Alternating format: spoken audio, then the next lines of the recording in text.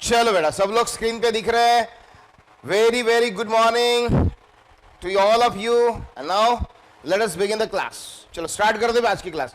आज की class start कर दे। कल का एक छोटा सा पार्ट को थोड़ा सा कंटिन्यू करके फिनिश कर देते हैं and then start for the new fundamental. Okay Atharv, Komal, चलो भैया इधर ध्यान देना सब लोग।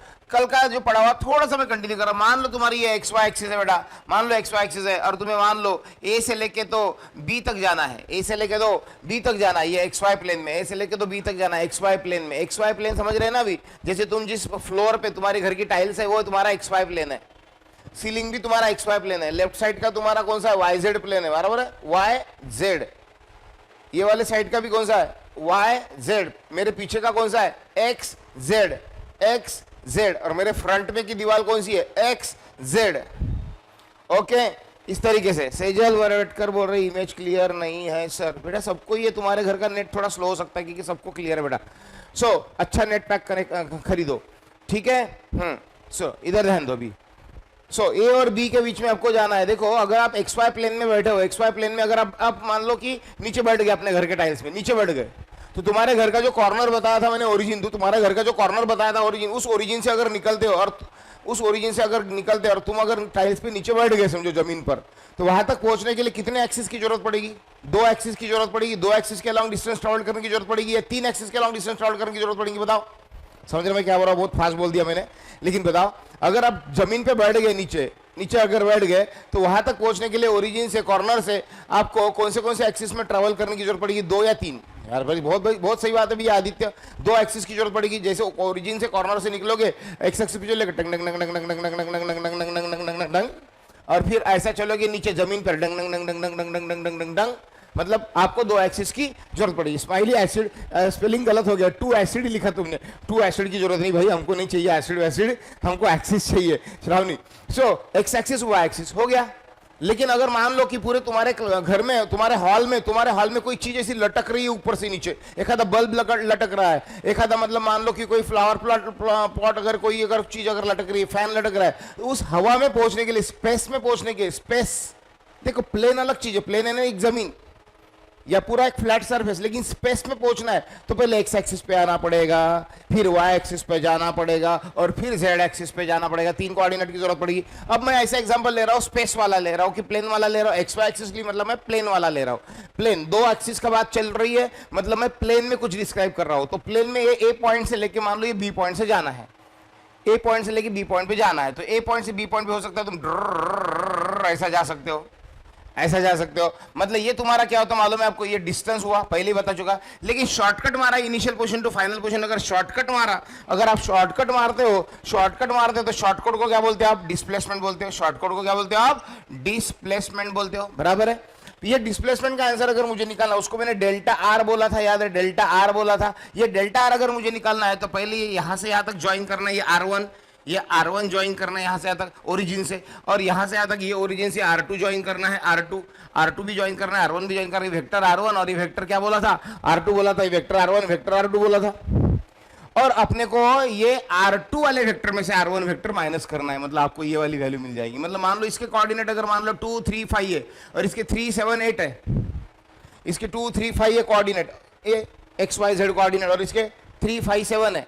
तो आपको ये डिस्टेंस अगर निकालना है तो आपको मालूम है, ये 10th में भी पढ़ा है आपने, दिस माइनस दिस करना पड़ता है, x2 minus x1, y2 minus y1, z2 minus z1, ऐसा करना पड़ता। लेकिन x2 माइनस x1 क्या है? डिस्टेंस का डिफरेंस ऑफ x एक्सिस वाला। y2 माइनस y1 क्या है? देखो ना यार, इसको a के कोऑर्डिनेट मेरे x1 y1 z1 है, और इसके b के कोऑर्डिनेट मेरे क्या? x2 y2 z2 है। तो यहां पर मुझे बताओ, ये x2 माइनस x1 जो करूंगा distance travelled along x axis होगा, y2 माइनस y1 करूंगा distance travel along y axis होगा, z2 माइनस z1 करूंगा distance travel along z axis होगा। लेकिन यहां पर कितने हैं? सिर्फ x1 y1 x2 y2 ही है, x1 y1 और x2 y2 है, क्योंकि प्लेन में काम कर रहा हूं मैं, प्लेन में काम कर रहा हूं, स्पेस में नहीं कर रहा हूं। तो डेल्टा आर निकालने का क्या तरीका कल हमने पढ़ा था? डेल्टा आर यानी क्या? तो R2 माइनस R1 है ना, R2 minus R1, delta R यानी क्या, तो R2 माइनस R। इसका अगर मैग्नीट्यूड निकालना होगा बेटा, डेल्टा आर मैग्नीट्यूड में लिख सकते हैं, एब्सोल्यूट वैल्यू ऑफ वेक्टर कल पढ़ा था याद है, डेल्टा आर यानी मैग्नीट्यूड ऑफ दिस आर यानी एग्जैक्टली उसकी वैल्यू कितनी आएगी, तो ये R2 माइनस R1 का जो आंसर आएगा उसका भी आपको क्या लाना पड़ेगा बेटा, एब्सोल्यूट वैल्यू निकालना पड़ेगा, मैग्नीट्यूड निकालना पड़ेगा। मैग्नीट्यूड निकालना अभी तक मैंने प्रॉपर्ली पढ़ाया नहीं है, मैं पढ़ा दूंगा आज के लेक्चर में, इस तरीके से कल अपना आया था। उसके बाद में आपको याद होगा इसको डिस्टेंस को टाइम से डिवाइड कर दिया तो delta R upon delta T, याद है क्या, वेलोसिटी हो गई थी, और इसको भी टाइम से डिवाइड कर दिया तो वेलोसिटी हो गई थी। ओके, इस तरीके की चीजें भी हमने कल देखी है, बस ये एक डायग्राम के जरिए मुझे आपको एक बार रिवाइज करवाना था। चलो अब आज आगे हम चलते हैं, स्क्रीनशॉट मार लो, आगे चलते हैं, स्क्रीनशॉट मार लो, आगे चलते हैं, लिखने का टाइम नहीं भैया, एडवांस जमाना है, मॉडर्न जमाना है, लिखेगा कौन, स्क्रीनशॉट मारो भैया डायरेक्टली, बाद में फेयर करो। ओके चलो आगे चलते हैं, आगे आगे आगे चलो भैया, अब सुनो, अब सुनो, अब देखो ये सबसे इंपॉर्टेंट टर्म इस चैप्टर की, ये पढ़ना है अपने को, बहुत काम की, not only for this chapter, not only for this chapter, but for all chapters that you are gonna study in a मतलब next टाइम, मतलब जैसे कि पूरा फिजिक्स में जितने चैप्टर्स है हर चैप्टर में काम में आने वाला फंडामेंटल यूनिट वेक्टर बहुत ही काम का है, अच्छे से पढ़ना बेटा, इसको बहुत अच्छे से पढ़ना, ठीक है। चलो देखो यूनिट वेक्टर क्या चीज है, अभी ध्यान देना, अभी ध्यान देना, अभी गलतियां होने वाली है। अब देख मैं एक छोटा सा एग्जांपल लेता हूं, मान ले कि तू यहां तक पहुंच गया, बट तुझे पता है कि ये एक्स एक्सिस है, वाई एक्सिस है, मैंने एक रेक्टेंगुलर प्लेग्राउंड लिया था, अगर आपको याद होगा, आपका दोस्त यहाँ पे बैठा था, आप यहाँ पे बैठे थे, बीच में क्रिकेट की मैच चालू थी, आपको अपने दोस्त के पास पहुंचना था, तो ग्राउंड में से नहीं गए थे, बीच में से, पुलिस के डंडे खाना पड़ेगा, इसलिए बाउंड्री से गए थे, इधर से बाउंड्री से गए थे ऐसा, और बाद में ऐसा गए थे, मतलब आपका जो टास्क था ये ऐसा वाला पूरा हो गया था, जाना तो फाइनली यहाँ से यही था ना, तो ऐसा गए और बाद में ऐसा गए, भैया थोड़ा सा लॉन्ग वे पड़ा, शॉर्टकट नहीं मिला, लेकिन पहुंच गए ना, मतलब आपने ये ए से पहले बी गए, बी से सी गए, इस तरीके से आपका एसी कंप्लीट हो गया।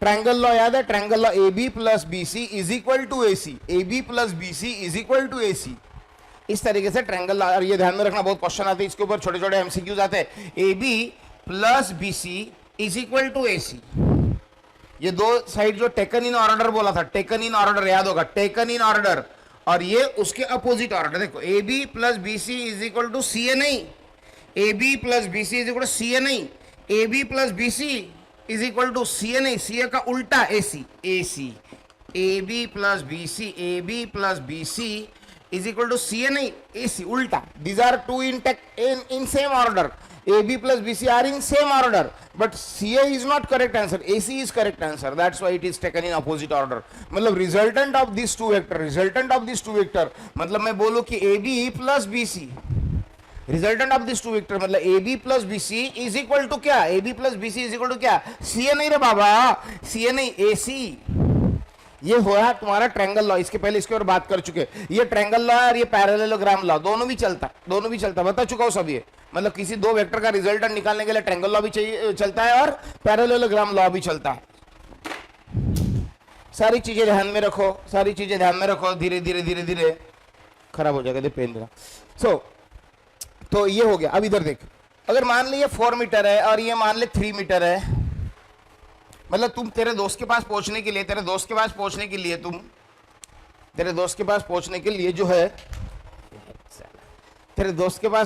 लिए तुम ऐसा गए इधर भैया, ऐसा गए, ये गया समझो तुम 4 मीटर, और फिर बाद में तुम ऐसा गए, ये गए मान लो 3 मीटर, यहाँ पे पहुंच गए, ओके, यहाँ पे पहुंच गए, इसका मतलब तुम ऐसा जाके ऐसा गए, मतलब ये तुम्हारा टास्क जो तुम्हें पूरा करने की इच्छा थी भैया, ये पूरा हो गया यार, ये पूरा हो गया, सही है। तो अब ये जो वेक्टर है, ये जो वेक्टर, इसका नाम मैं वेक्टर ए देता हूं, क्या देता हूं, वेक्टर ए दे, सुनो यार प्लीज, बहुत इंपॉर्टेंट रिक्वेस्ट करता हूं, प्लीज बहुत इंपॉर्टेंट है, ठीक है ना। ये वेक्टर ए है भाई, ये वेक्टर ए को लिखने का तरीका आप बताओ।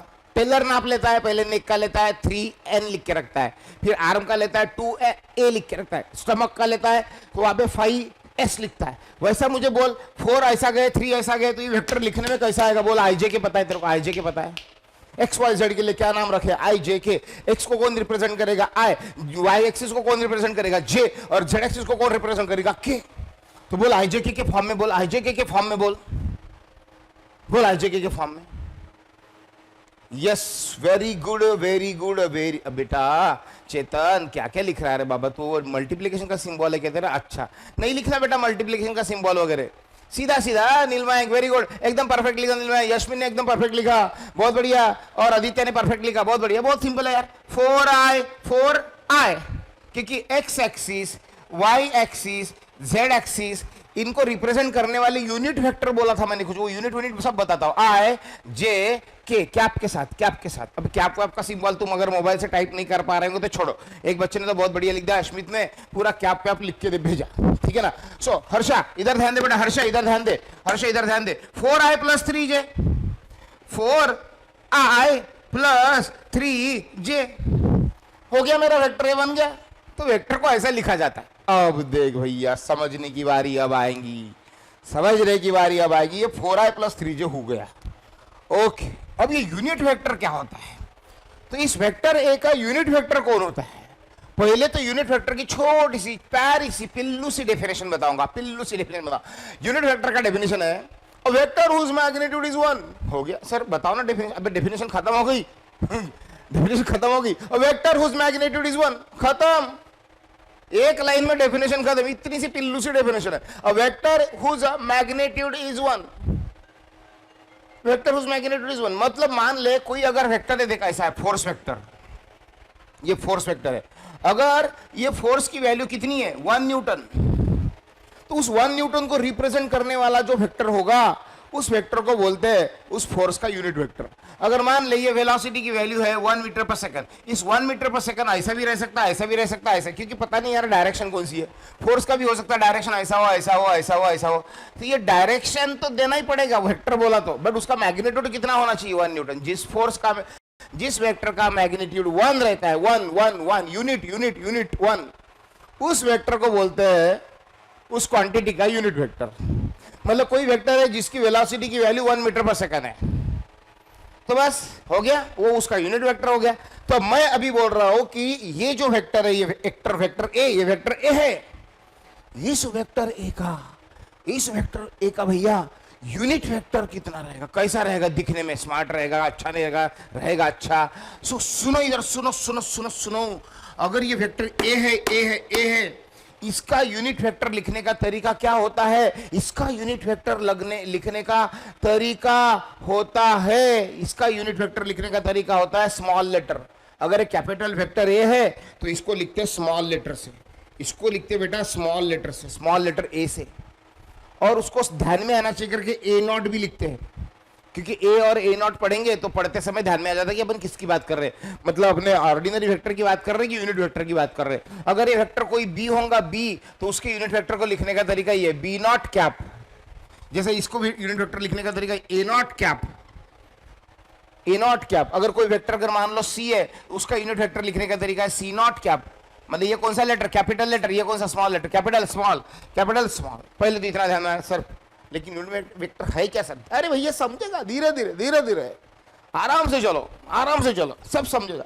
तो इसका यूनिट वेक्टर ए नॉट है, बट ये ए नॉट वाला जो यूनिट वेक्टर लिखते कैसे? मैं अगर बोलूं कि ये वेक्टर ए जो है, वेक्टर ए जो है, जिसका फार्मूला बेटा क्या है? जिसका फार्मूला क्या है? 4i + 3j है। इसको थोड़ा टाइम लगेगा। एक बार ये हो गया कि धड़ाधड़, देखो आगे कैसी स्पीड बढ़ती है अपनी, धड़ाधड़ न्यूमेरिकल बनाओगे, धड़ाधड़ मजा आएगी। इसके अंदर वेक्टर चैप्टर में स्पीड एकदम से बढ़ जाएगी, एकदम से स्पीड बढ़ जाएगी। सो ए नॉट, ए नॉट। अब इस ए नॉट वाला वेक्टर का आंसर मैं क्या लिखूं? मतलब यूनिट वेक्टर का आंसर मैं क्या लिखूं? अगर वेक्टर है ऐसा दिखता है, ऐसा, ऐसा मतलब कैसा दिखता है? ऐसा मतलब कैसा दिखता है? 4i + 3j दिखता है, तो इसी का यूनिट वेक्टर कैसा दिखेगा? मैं थोड़ा चाहता हूं कि इस बार मैं थोड़ा पॉज ले लूं और आप सोचिए इसके ऊपर। बोले कि तो सर इसका यूनिट वेक्टर कैसा दिखेगा? कैसा दिखेगा मतलब मैं अगेन एक बार थोड़ी सी हेल्प कर देता हूं आपको। कौन सी हेल्प? यूनिट वेक्टर ने क्या, उसकी डेफिनेशन एक बार और बता देता हूं। यूनिट वेक्टर ने ऐसा वेक्टर जिसकी मैग्नीट्यूड 1 रहेंगी, जिसकी मैग्नीट्यूड 1 रहना चाहिए। मतलब इस डायरेक्शन में, इस डायरेक्शन में, इस डायरेक्शन में जो वेक्टर है वो अगर ऐसा दिखता है तो इसी डायरेक्शन में, इसी डायरेक्शन में होना, डायरेक्शन नहीं बदलनी चाहिए, लेकिन वो यूनिट वेक्टर कैसा दिखेगा? मतलब उसी डायरेक्शन में ये जो यूनिट वेक्टर है, ये जो यूनिट वेक्टर है ए नॉट कैप वाला, ये ए नॉट कैप वाला unit vector how much i plus how much j, मतलब ये दो क्वेश्चन मार्क की जगह क्या आएगा बता, क्या आएगा बता। इस डायरेक्शन में जाने वाला वेक्टर है, अगर ऐसा दिखता है उसको 4i + 3 जैसे लिखा जा रहा है, क्योंकि वो एक्स एक्सिस पे 4 और वाई एक्सिस पे 3 डिस्टेंस ट्रेवल करके अगर आया है, तो उसी डायरेक्शन में जाने वाला यूनिट वेक्टर, मतलब उसी डायरेक्शन में जाने वाला यूनिट वेक्टर, मतलब जिसकी वैल्यू 1 हो, 1 1 1, जिसकी वैल्यू सिर्फ 1 हो, ये यूनिट वेक्टर, छोटा सा पिल्लू वेक्टर, छोटा सा बच्चा वेक्टर, छोटा सा वेक्टर जिसकी वैल्यू 1 हो, वो कैसा लिखा जाएगा।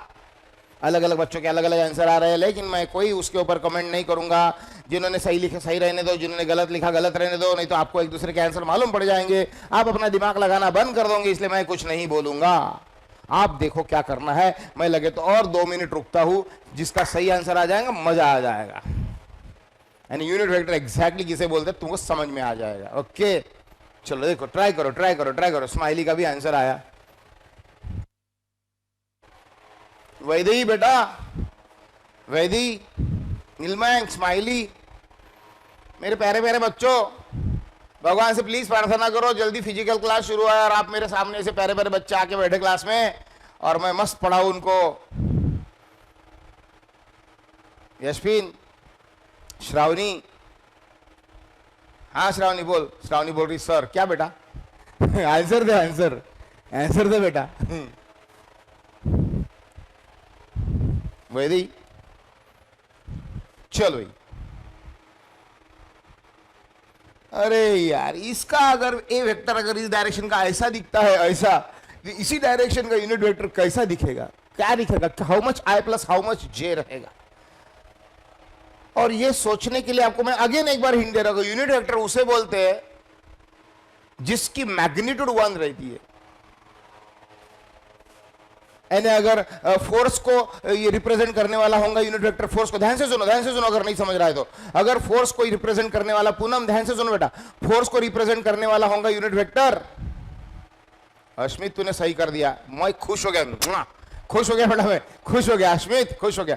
अगर फोर्स को रिप्रेजेंट करने वाला तो उसका वो फोर्स का मैग्नीट्यूड 1 न्यूटन होना चाहिए। अगर वो वेलोसिटी को रिप्रेजेंट करने वाला यूनिट वेक्टर होगा तो उसका मैग्नीट्यूड 1 मीटर पर सेकंड होना चाहिए। अगर वो डिस्टेंस को रिप्रेजेंट करने वाला होगा, मेरे इस वाले सेंटेंस में ही तुम्हारा आंसर छुपा हुआ है अगर तुम दिमाग लगाओगे तो। अगर डिस्टेंस को रिप्रेजेंट करने वाला यूनिट वेक्टर होगा, डिस्टेंस को रिप्रेजेंट करने वाला यूनिट वेक्टर होगा तो उसकी वैल्यू 1 मीटर होना चाहिए, उसका मैग्नीट्यूड 1 मीटर होना चाहिए। तो अश्मित बहुत सही सोचा और एकदम सही जवाब दिया। पहला वाला तेरा गलत हो गया था, लेकिन अभी तू सही रास्ते पे आया, अभी तेरे दिमाग की बत्ती जल गई, तूने करेक्ट आंसर दिया बेटा। चलो अब मेरे आखिरी सेंटेंस में तुम्हारा आंसर छुपा हुआ है, तो इतना तो भी दिमाग लगा लो। लगाओ लगाओ लगाओ लगाओ भैया, दिमाग लगाओ, दिमाग लगाओ।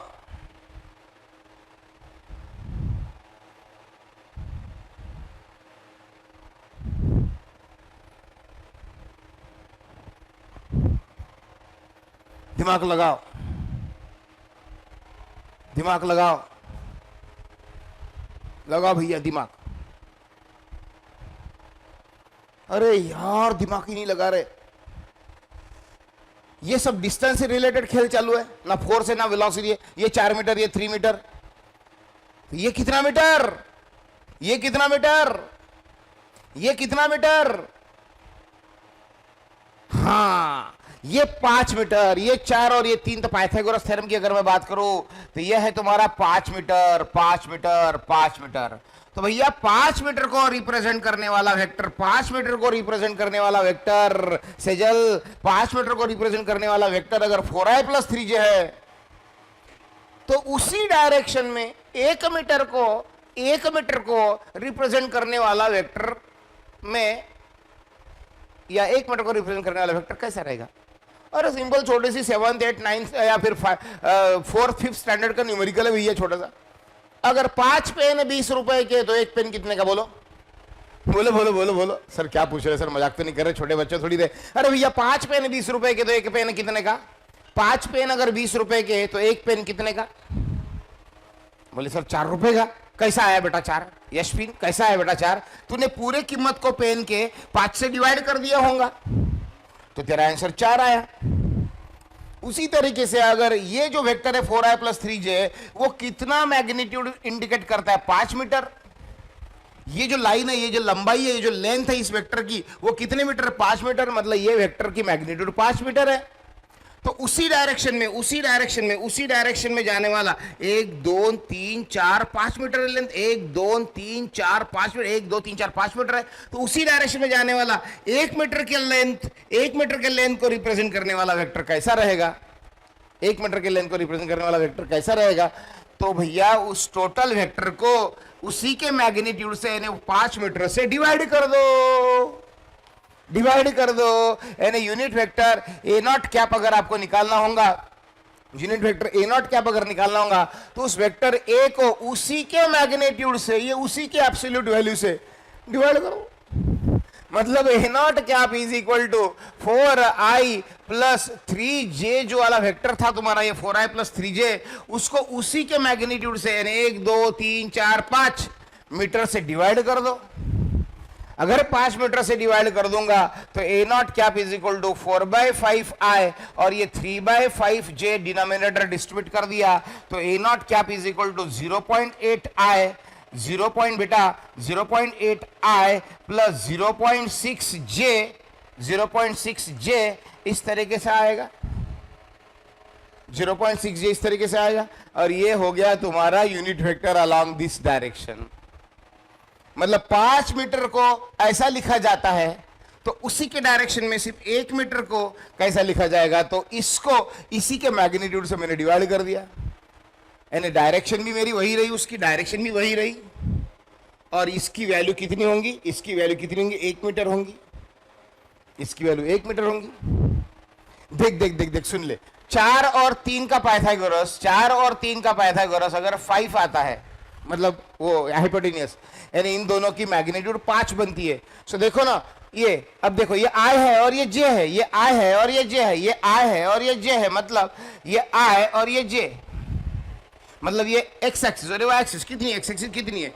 4 करके देखो, रिवर्स कैलकुलेशन करके देखो, 4/5 और ये 3/5, ये 4/5 और 3/5, 5 से डिवाइड करने के बाद 4/5 आया, 3/5 आया। तो इसका हाइपोटेन्यूस देखो कितना आता है, करके देखो इसका हाइपोटेन्यूस कितना आता है, करके देखो। इसका अंडर रूट में 4/5 का स्क्वायर यानी कितना? 16/25 प्लस 3/5 का स्क्वायर यानी 9/25, मतलब अंडर रूट में 25/25, मतलब भैया 1 और 1 का स्क्वायर रूट 1 आया ना 1। मतलब तुम ये this i plus this j को अगर ये एक्चुअल लेंथ देखोगे तो ये कितनी आती है? 1। मतलब किसी भी वेक्टर का अगर यूनिट वेक्टर निकालना होगा तो आज के बाद मेरे सारे प्यारे बच्चों आप क्या ध्यान में रखोगे?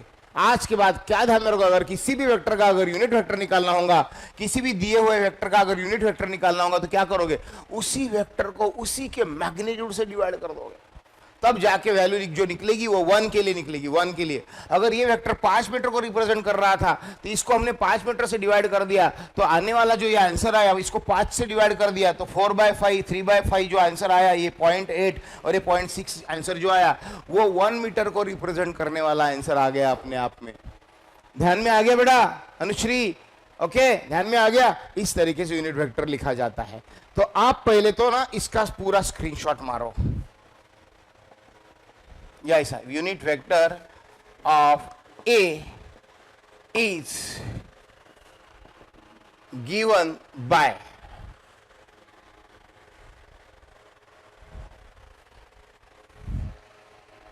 ऐसा पूरा लिखो। और आपके रेफरेंस के लिए अगर चाहिए तो साइड में ये बना सकते हैं।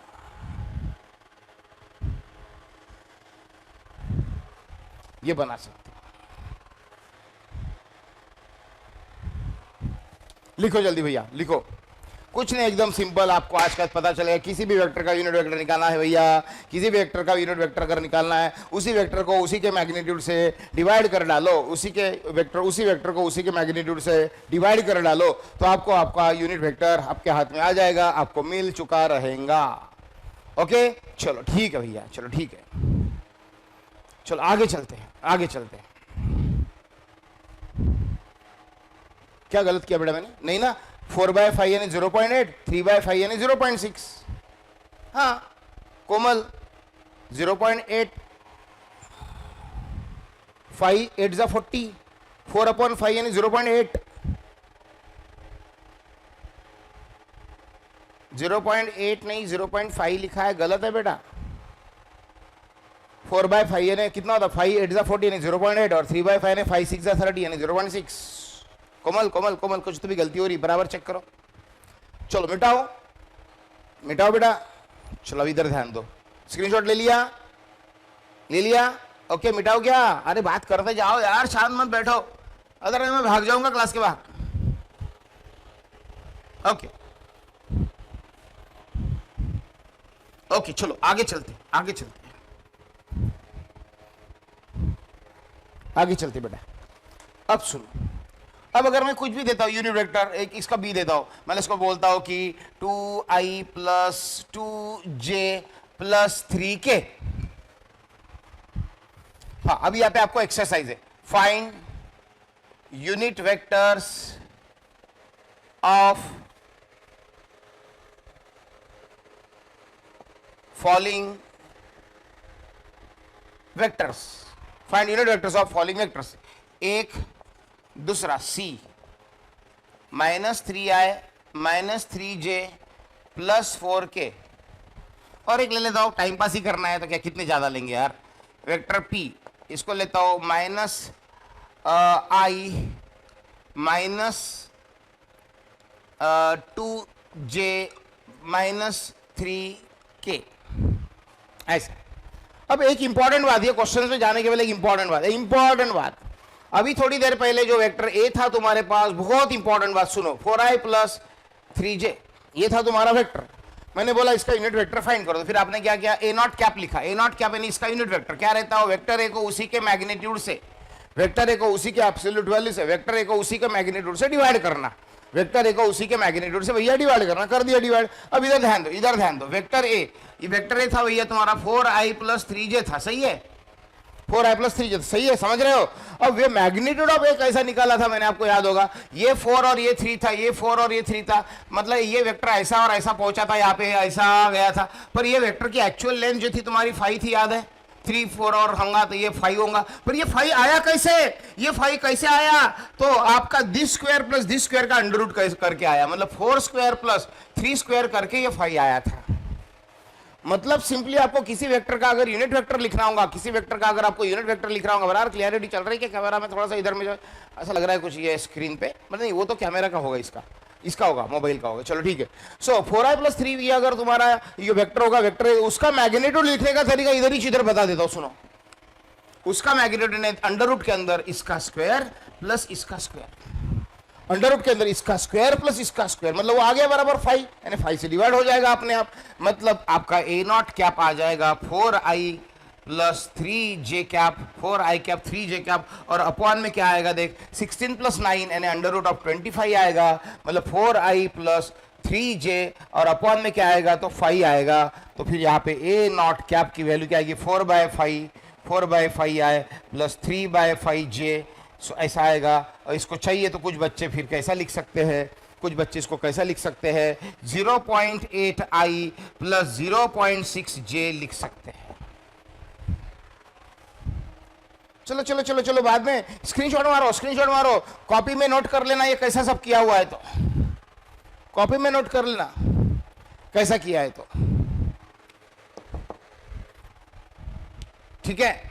यहाँ पे इफ वेक्टर ए अगर ऐसा है तो A0 कैसा रहेगा, A0 कैप कैसा रहेगा, यूनिट वेक्टर कैसा रहेगा।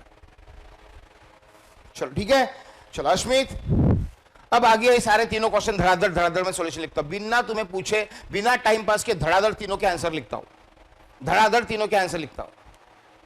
सर फुल बोर्ड नहीं आ रहा है बेटा, बंद करके चालू कर एक बार, ऐप में वापस चली जा, बंद कर बाद में चालू कर, और अगर फिर भी नहीं आया तो आशीष सर का नंबर आपको दिया गया है, या आपको सेंड कर देता हूं मैं आज आपके नंबर पे, उनको फोन कर लेना। चलो अब सॉल्यूशन देखो, सॉल्यूशन किसका, ए का सॉल्यूशन देखो, ए का सॉरी ए मतलब ये वाला, इसका सॉल्यूशन, इसका निकालना है मुझे यूनिट वेक्टर, मतलब बी नॉट कैप। डायरेक्ट लिखूंगा यार, बी नॉट कैप, तो वेक्टर बी को उसके मॉड ऑफ बी से डिवाइड करना है, मतलब वेक्टर बी यानी 2i plus 2j cap plus 3k cap है, और अपॉन में उसी का मैग्नीट्यूड लिखने का तरीका मैं पढ़ा चुका हूँ यार। अंडर रूट में क्या भैया, अंडर रूट में क्या, उसका मैग्नीट्यूड लिखने का तरीका पढ़ा चुका हूँ। अंडर रूट में क्या, तो 2 square plus 2 square plus 3 square, 2 square plus 2 square plus 3 square. बिल्कुल टाइम पास करने वाली चीज नहीं है, एकदम 5वीं कक्षा के बच्चे को भी मैं ये पढ़ा सकता हूँ, कोई 3rd स्टैंडर्ड में होगा उसको भी पढ़ा देने वाला हूँ, तो इसलिए बिल्कुल टाइम पास नहीं करूंगा। बी नॉट कैप के लिए 2i cap plus 2j cap plus 3k cap upon under root में भैया आ गया 4 प्लस 4 प्लस 9, 4 प्लस 4 प्लस 9, मतलब भैया यहां पर तुम्हारा आंसर आएगा 2i plus 2j plus 3k cap upon 4 plus 8 plus 9 17, 8 plus 9 17, ऐसा आया। ज्यादा से ज्यादा इसको कोई कैसा लिख सकता है, तो ऐसा लिख सकता है, मुकाबला मुकाबला हो लैला हो। हाँ, इधर है बी नॉट क्या, अरे भैया बी नॉट क्या का आंसर मैं 2 बाय, ये डिनोमिनेटर डिस्ट्रीब्यूट कर दो, 2 by root 17i plus 2 by root 17j plus 3 by root 17k, ऐसा लिख दो, काम खत्म हो गया भैया। यूनिट वेक्टर फटाक से मिटाने वाला हो, फटाक से स्क्रीनशॉट ले लो, फटाक से मिटाने वाला हो, खटाक से स्क्रीनशॉट ले लो, मिटा रहा हो। अरे समझ में आया क्या, अरे सर में बोलना पड़ेगा यार, समझ में आया नहीं आया, अरे आया नहीं आया, मुझे नहीं लगता आपको कुछ समझ में आ रहा है, मुझे नहीं लग रहा आपको कुछ समझ में आ रहा है। मुझे क्यों ऐसा लग रहा है कि मैं अकेला ही पढ़ रहा हूं, ऐसा मुझे क्यों लग रहा है कि मैं अकेला ही पढ़ रहा हूं। हाँ, आदित्य बोल रहा है आगे बढ़ो, अभी साले आगे बढ़ो बोले तो आगे बढ़ो मत बोले यार, आगे बढ़ो यानी बहुत गलत मीनिंग होता है, अरे आगे बढ़ो चलो ठीक है, समझ में आया सर अर्पित, चलो आगे चलते हैं भैया। ओके, समझ गया, चलो मिटा रहा हूं, बी वाला एग्जाम्पल भी मिटा देता हूं, उसका सोल्यूशन भी मिटा देता हूं। आगे चलते हैं चलो भैया, सोल्यूशन बी ग्रीन पेन से लिखो क्या, चलो ब्लू से लिखता हूं, ब्लू से, चलो फटाक से, अब तो डायरेक्ट लिखूंगा, सी नॉट कैप, सी नॉट, अब डायरेक्ट देख कैसे लिखो, अब ऐसी स्पीड बढ़ती है, देख धीरे धीरे कैसा ना, जब अपने को समझ जाता है ना, लेकिन आराम से डेवलपमेंट होती है, आराम से होती है। अब डायरेक्ट लिखूंगा, अब थोड़ी ना नाटक करते बैठूंगा ज्यादा, मैं इधर डायरेक्ट लिखूंगा। ये वाला तुम्हारा vector -3i minus 3j plus 4k, और अपॉन में सीधा उसका मैग्नीट्यूड लिखूंगा, डायरेक्ट लिखूंगा। बोल क्या लिखो यहाँ पे, -3 स्क्वायर नहीं, डायरेक्ट 3 स्क्वायर लिखो, प्लस 3 स्क्वायर लिखो, प्लस 4 स्क्वायर लिखो, माइनस कुछ नहीं, क्योंकि स्क्वायर होने के बाद माइनस का स्क्वायर प्लस ही होने वाला है, नहीं तो करोगे इधर गड़बड़ी, ये माइनस ये प्लस ये माइनस, इसकी सम बिगाड़ के रख दोगे साला तुम्हारा कोई गारंटी नहीं, इसकी एडिशन ही बिगाड़ के रख दोगे माइनस प्लस करके, बिल्कुल नहीं चलेगा। दक्षता बेटा ध्यान दे, यहाँ पे बिल्कुल नहीं चलेगा, माइनस कुछ नहीं, क्योंकि स्क्वायर होने के बाद प्लस ही होने वाला है। तो यहाँ पे आप सी नॉट कैप का जो आंसर आएगा भैया -3i माइनस 3j और प्लस 4k, ये ऐसा था, अपॉन में अंडर रूट में क्या आएगा 9 प्लस 9 प्लस 16, तो 9 प्लस 16 मतलब 18 प्लस 16, मतलब यहाँ पे ये 4 और यहाँ पे ये 3, अंडर रूट 32 नहीं बेटा, अंडर रूट 34 आ रहा, 9 प्लस 9 18 प्लस 16, अंडर रूट 34 आएगा बेटा दक्षता, अंडर रूट 34 आएगा, सो अंडर रूट 34।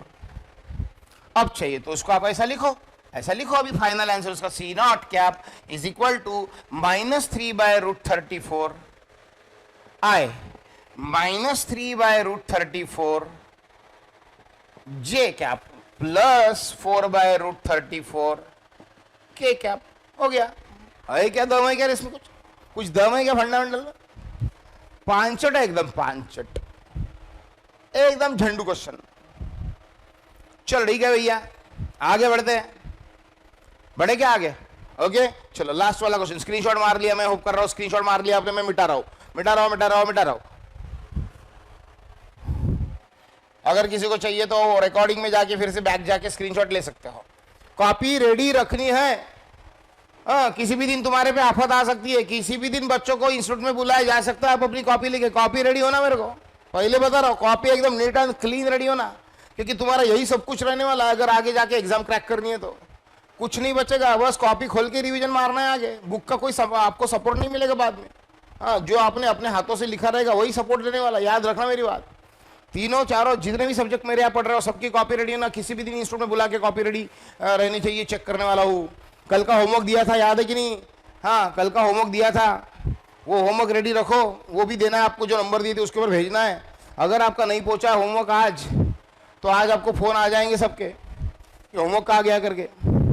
चलो धीरे धीरे होमवर्क की शुरुआत की है, होमवर्क धीरे धीरे धीरे धीरे अच्छे लेवल तक आपको लेके जाऊंगा। अभी ऐसी चिल्लर चिल्लर होमवर्क दे रहा हूँ, मजा नहीं आ रही होंगी, लेकिन भैया थोड़ा आराम से चलो, आराम से चलो, ठीक है? चलो भैया, p not cap, small letter p nought, small letter p not cap is equal to, direct लिखूंगा minus i minus 2j minus 3k upon में अंडर रूट में क्या आएगा, 1 का स्क्वायर प्लस 2 का स्क्वायर प्लस 3 का square. So P not cap कितना आएगा तुम्हारा, minus i minus 2j minus 3k आएगा, लेकिन अपॉन में तुम्हारा आएगा 4 प्लस 9 है ना, ये 4 ये 9 यानी 13, 13 प्लस 1 14। यस सही है बेटा 14। तो इसमें मैं पी नॉट कैप की वैल्यू लिख दूंगा minus 1 by root 14 I minus 2 by root 14 J minus 3 by root 14 K. आ गया भैया मेरा यूनिट वेक्टर। इस तरीके से बनाया जाता है यूनिट वेक्टर। समझ में आ रही बात? यस, इस तरीके से बनाया जाता है यूनिट वेक्टर। ओके, एकदम चिल्लर रह रहे, ऐसे ही पढ़ाऊंगा साल भर, टेंशन मत लेना। हर चीज इतनी क्रिस्टल क्लियर करके पढ़ाना अपना शौक है भैया, ठीक है? आप इसलिए टेंशन मत लेना। इतने बेकार बेकार chapter, electromagnetic induction, electric current, current electricity, AC circuits, magnetic effect of electric current, magnetic material, kinetic theory of gases, thermodynamics, हम ऐसा ही हर बार पढ़ेंगे, चाहे वो कितना भी कॉम्प्लिकेटेड चीज क्यों ना हो। उसमें तुम्हें दो राय नहीं रखेंगे, सर ये ऐसा है कि वैसा है, सर ये समझा ही नहीं, ये फंडा ही क्लियर बिल्कुल नहीं, अपने क्लास में चलेगा। जो भी पढ़ाऊंगा सीधा खोपड़ी में जाने को ना, सीधा खोपड़ी में बोले तो दिमाग में, सीधा खोपड़ी में जाएगा, सीधा खोपड़ी में डालने में तो अपना हैंड है भैया, है ना? चलो इधर ध्यान देने का, नहीं समझा नहीं समझे वाला चिल्लाते ही नहीं कोई अपने क्लास में। हाँ, कभी नहीं पढ़ाऊंगा तो ऐसे पढ़ाऊंगा, विश्वास रखो बस। चलो भाई ऐसे, ओके। अब सुनो, एक छोटा सा क्वेश्चन पढ़ा के एंड करता हूं, फिर बाकी ना एक नया टॉपिक कल पढ़ाऊंगा। अब ना एडिशन ऑफ वेक्टर्स, बहुत ही चिल्लर है एडिशन ऑफ वेक्टर एंड, और साथ में ये भी लिख दो,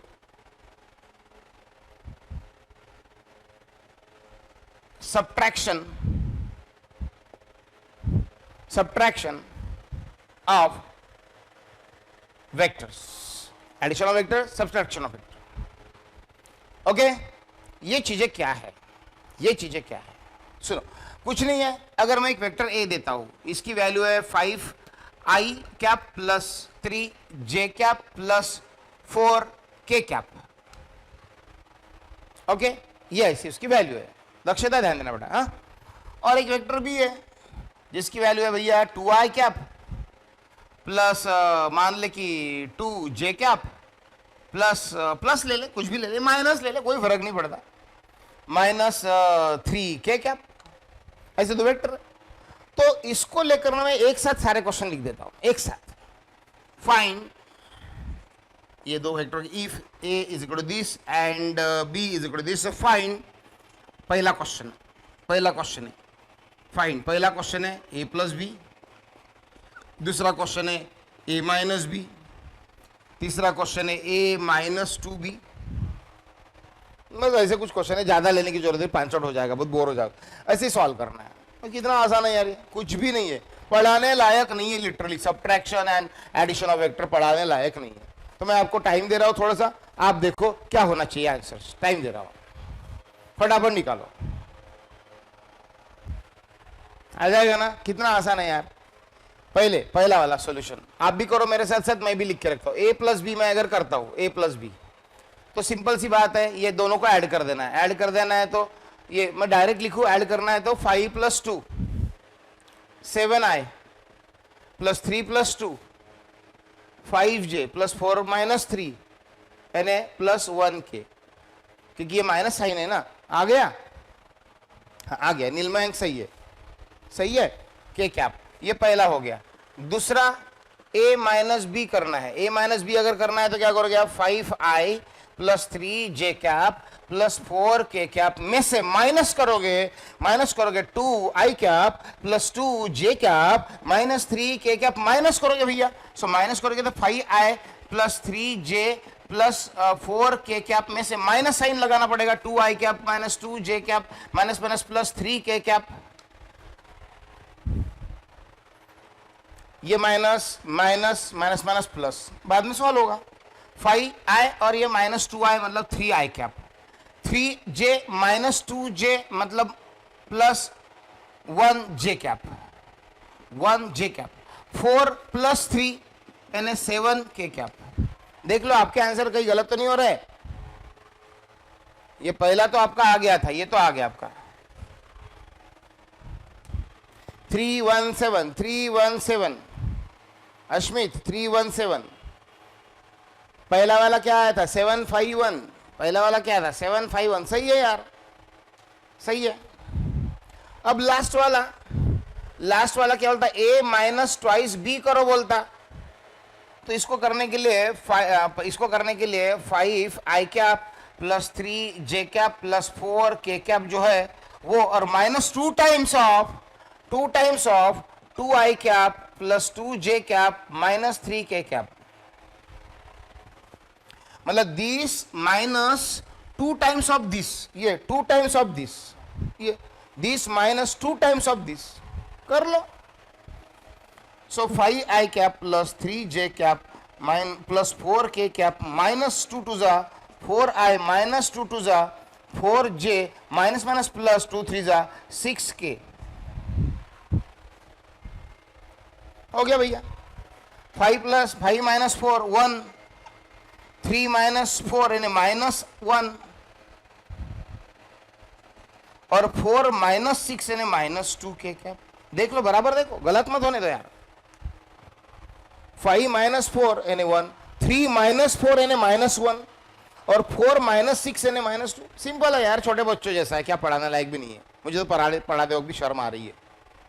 अरे भैया मेरा तो गलत नहीं हुआ, वैदेही का 10 आया बेटा, मेरा गलत तो नहीं हुआ बेटा। वैदेही बेटा देख तो चेक करना बेटा, मेरा तो गलत नहीं हुआ। 5 में से ये -4 गया, 1 बचा, फिर 3 में से ये 4 गया तो 1 बचा, -1 बचा, फिर 4 minus minus minus, oh my God, minus minus मैंने प्लस नहीं लिखा बेटा, मेरा गलत हो गया। सॉरी शक्तिमान, हाँ 10 ही आता, मेरा गलत हो गया बेटा। माइनस माइनस प्लस नहीं लिखा मैंने, बोलते समय प्लस, लेकिन लिखते समय मैंने माइनस बोल दिया। बोलते समय मैंने सही बोला, लिखते समय गलत लिख दिया। माइनस माइनस प्लस था बेटा ये। तो 6 + 4 कितना आएगा? 10 आना चाहिए। ओके सॉरी चलो ठीक है। ठीक है, ओके। कितना आसान है, एडिशन सब्ट्रैक्शन सही है ना? एडिशन सब्ट्रैक्शन सही है। लेकिन अब एक क्वेश्चन आपको देता हूं, आप उसे कल करके रखेंगे, नहीं आया तो मैं सॉल्व कराऊंगा, सारा मिटा रहा हूं, फटाक से स्क्रीनशॉट मारो, मिटा रहा हूं। एक क्वेश्चन दे रहा हूं आपके लिए, मैं नहीं करूंगा सॉल्व।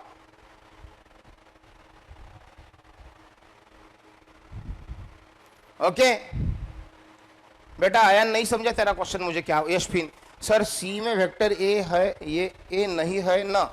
नहीं समझा मुझे। नहीं बेटा, मैंने वो लिखा नहीं, ऐसा लिखा नहीं, वो वैरो देने का भूल गया हूँगा, वेक्टर ही है वो सब। अब सुनो इधर, सुनो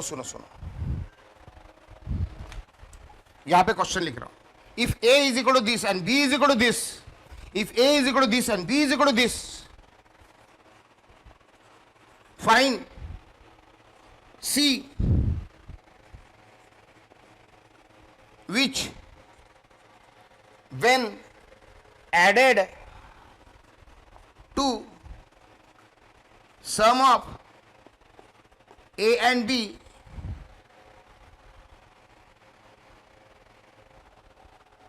and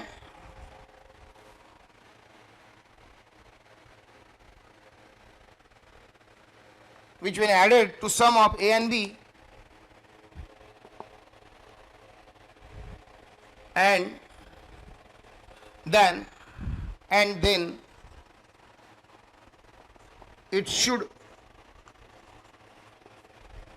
produce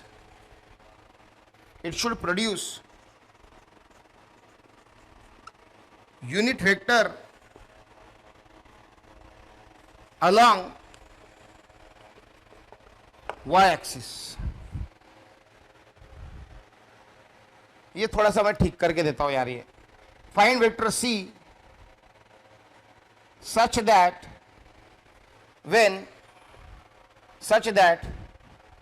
if